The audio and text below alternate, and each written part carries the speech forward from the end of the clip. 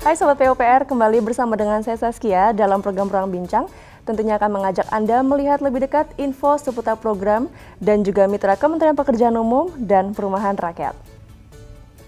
Ya pemirsa, Kementerian PUPR memiliki satuan kerja non-eselon yang memiliki fungsi untuk menyalurkan dana dan mengelola dana investasi pemerintah untuk pembiayaan perumahan bagi rakyat yang kemudian dibentuk dalam Pusat Pengelolaan Dana Pembiayaan Perumahan atau disingkat PPDPP yang secara spesifik berada di bawah Direktorat Jenderal Pembiayaan Infrastruktur Pekerjaan Umum dan Perumahan. Untuk itu saya telah bersama dengan Direktur Utama PPDPP Bapak Arief Sabarudin. Halo Bapak. Halo Mbak Saskia, halo Sobat PUPR.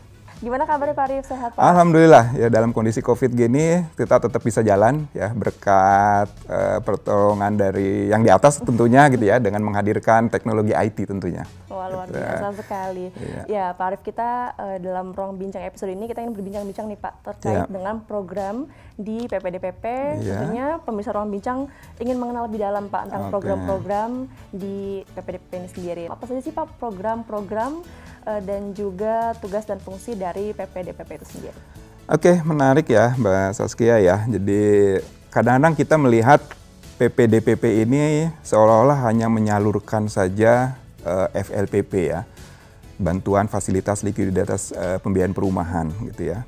Pada kenyataannya di dalam pembentukannya Permen nomor 15 tahun 2019, kita juga diamanatkan untuk melakukan pengembangan bisnis ya dalam layanan ini maupun pengembangan layanan gitu ya. Nah, pengembangan bisnisnya apa gitu? BLU ini memang salah satunya kita menyalurkan bantuan FLPP tadi ya yang dari 2010 sampai dengan 2020 ini kurang lebih sudah ada 44 triliun ya outstandingnya ya yang diinvestasikan oleh Kementerian Keuangan dari PPK BLU. Kemudian kinerja kita sudah mencapai 52 triliun ya. Artinya apa? Sekitar 29%-nya itu adalah kinerja ya. Jadi dari nilai 44 triliun itu sudah lebih dari nilai yang diinvestasikan oleh pemerintah.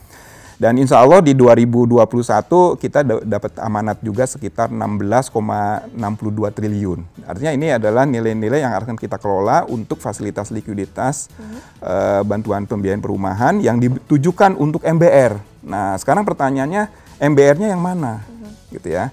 Nah, MBR itu sesuai dengan keputusan Menteri PUPR nomor 242 tahun 2020, yaitu kelompok sasaran dengan penghasilan bersih ya di bawah 8 juta.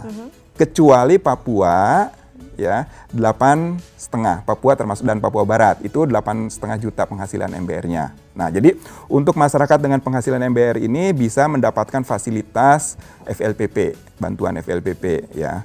Seperti apa bantuan FLPP itu gitu ya. Tentunya tadi kita punya skema DP-nya cuma 1% gitu ya. DP-nya 1%. Kemudian selain DP 1% ya melalui Direktorat Jenderal Pembiayaan Infrastruktur pun ya masyarakat yang mendapatkan fasilitas FLPP ini dibantu lagi 4 juta DP. Gitu ya. Kemudian dengan batasan harga KPR-nya tidak boleh melampaui dari ketentuan yang sudah ditetapkan di Kepmen 242 tadi, gitu ya. Itu satu. Jadi ada. Kemudian yang berikutnya apa? Bunganya cuma 5%, ya. Bahkan untuk Papua bisa 4% bunganya. Lebih rendah ya. Wah, ini kayaknya bunga terendah di Indonesia deh ya. Nggak ada lagi fasilitas KPR yang semurah itu gitu. Jadi pemerintah begitu memfasilitasi keberadaan MBR ini. Itu Mbak Saskia ya. Jadi program seperti itu sebenarnya. Nah, tapi di Kementerian PUPR untuk bantuan perumahan ini tidak hanya FLPP saja. Ada SSB dan ada BP2BT gitu ya.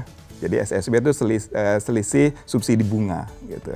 BP2BT itu berbasis pada tabungan. Itu barangkali Mbak Saskia. Baik. Ya. Nah, Pak Arief, ini sebelum kita masuk ke pertanyaan lebih dalam, Pak, Ya. mungkin ini pemirsa Ruang Bincang kan ini dari berbagai elemen, Pak. Ya. Mungkin ada teman-teman pelajar juga, Ya. atau teman-teman kita yang baru saja kerja nih, Pak. Ya. Kan tadi Bapak menyebutkan terkait tentang FLPP atau fasilitas likuiditas pembiayaan perumahan, kemudian juga ada subsidi selisih bunga, dan juga saya baca-baca tuh ada SBUM, Pak. Mungkin boleh Pak. SBUM ya, oke. Jadi kalau SBUM ini pasti akan melekat di SSB dan BP2BT, gitu SBUM ya, di dua program ini. Jadi masyarakat yang mendapatkan fasilitas FLPP maupun SB ya dapat diberikan bantuan uang muka sebesar 4 juta tadi, gitu ya. Nah, jadi ini akan mengurangi tentunya nilai KPR-nya kan. Nah itu. Program antara SSB dan FLPP bedanya di mana gitu ya. Kalau SSB ya bantuan subsidinya ini hanya selama 10 tahun. Gitu ya, selama 10 tahun. Walaupun tenornya bisa sampai 20 tahun, tapi dia bantuannya hanya diberikan 10 tahun. Sedangkan FLPP sampai dengan 20 tahun. Gitu ya. Dan dua program tadi ya, dua program termasuk 3 dengan BP2BT ya. Ini hanya bagi kelompok sasaran ya, selain penghasilan di bawah 8 juta untuk di luar Papua ya, dengan Papua 8,5 tadi, ini adalah harus program untuk kepemilikan rumah pertama. Oh, baik. Dan rumah itu harus dihuni, gitu ya. Tidak boleh beli langsung di kontrakan, disewakan atau dikosongkan. Tidak boleh, harus dihuni. Karena ini apa? Ini betul-betul bantuan untuk menyelesaikan backlog, bukan untuk memelihara backlog, gitu ya, agar backlog kita segera tuntas. Ya, jadi pemerintah kalau sudah tuntas kan barangkali kita sudah tidak perlu lagi FLPP, tidak perlu lagi ada PPDPP, gitu kan ya. PPDPP harusnya bubar itu ketika backlognya selesai. FLPP ini adalah dana bergulir, ya Mbak Saskia. Yang namanya dana bergulir itu, dana itu tidak akan habis, bukan untuk dibelanjakan. Jadi tidak dalam bentuk belanja. Ya, salah satu program di Kementerian PUPR ya. Kita satu lembaga yang tidak membelanjakan itu adalah di sini. Karena dana kita tidak berkurang. Kembali lagi nanti. Kemudian Pak, untuk program andalan dari PPDPP sendiri itu Pak, mungkin apa sih Pak saat ini sedang benar-benar difokuskan? Oke. Tahun 2020 mungkin ya Pak? Oke, gini ya. PPDP tidak hanya menyalurkan FLPP saja, tetapi di dalam amanat pembentukannya, keputusan menterinya menyatakan ya, bahwa PPDPP ini punya tugas ya, mengembangkan bisnis dan mengembangkan layanan. Ya, salah satu apa yang sedang kita kembangkan dalam mengembangkan bisnis kami tahun 2020 kita buat task force. Ya, bagaimana kita ke depan bisa menangani kelompok sasaran yang cukup besar jumlahnya, tapi sampai saat ini penanganannya cukup minim, yaitu kelompok informal atau pekerja mandiri. Ya, wira swasta, banyak istilah nih. Ada kelompok informal, ada namanya disebut wira swasta, ada kelompok pekerja mandiri. Kenapa saya menggunakan istilah pekerja mandiri? Karena itu yang dicantumkan di dalam Undang-Undang Tapera. Ya, disebut sebagai pekerja mandiri. Ini kelompok ini belum tertangani secara baik, secara masif gitu ya. Dan jumlahnya cukup besar di Indonesia. Nah, kelompok mandiri ini kita sedang coba ke depan kita kembangkan bisnis PPDPP untuk bisa menghandle kelompok ini. Ya, apalagi kalau BP Tapera sudah berjalan, saya kira ASN sudah akan dihandle oleh BP Tapera. Ya, kemudian TNI Polri akan dihandle oleh BP Tapera. Kemudian pegawai swasta ini mungkin lebih mudah, nanti yang BUMN-nya dulu, BUMDes itu bisa langsung dihandle BP Tapera. Tapi kelompok mandiri ini kan siapa yang menghandle? Dan ini adalah PR yang paling besar untuk menyelesaikan backlog. Nah, sehingga PPDP membentuk task force untuk menyiapkan bagaimana skema buat mereka nanti ke depan.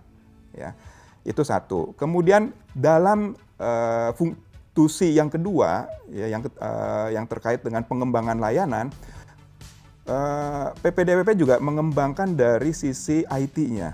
Ya, karena kami tahu bagaimana memantau keberadaan MBR dari Sabang sampai Merauke, dari Miangas sampai Pulau Rote yang jumlahnya jutaan. Untuk itu kita kembangkan IT dengan melahirkan teknologi aplikasi SIKASEP berbasis Android ya, bisa diinstal di Play Store, sehingga semua MBR yang ingin mendapat bantuan rumah subsidi, KPR subsidi, harus mendaftar lewat aplikasi SIKASEP. Launching SIKASEP ini 19 Desember. 19 Desember, Januari waktu itu kita paksakan harus jalan.